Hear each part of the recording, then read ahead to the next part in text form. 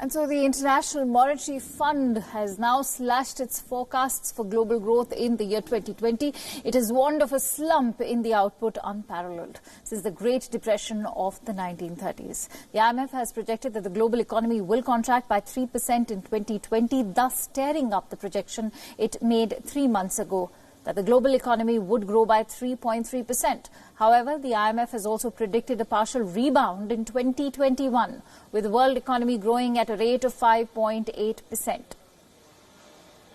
So now, under the assumption that the pandemic and required containment peaks in the second quarter in most countries in the world, and then recedes in the second half of this year, we are projecting global growth in 2020 to fall to minus 3%. The advanced economies of the world that are suffering the worst outbreaks of the deadly contagion will bear the brunt of the plunge in activity. Until now, the downturn that followed the near meltdown of the financial system in 2008 to 2009 has been the most serious of the post-war era, with the global activity shrinking by 0.1%. The IMF estimates that Eurozone economies will contract by 7.5% in 2020. Italy will see its growth rate contract by 9.1%.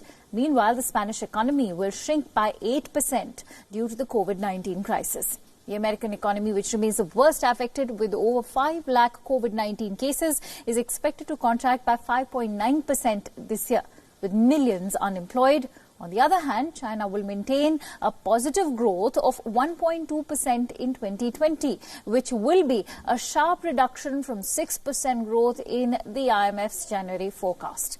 The IMF has projected India to be the fastest growing economy this year.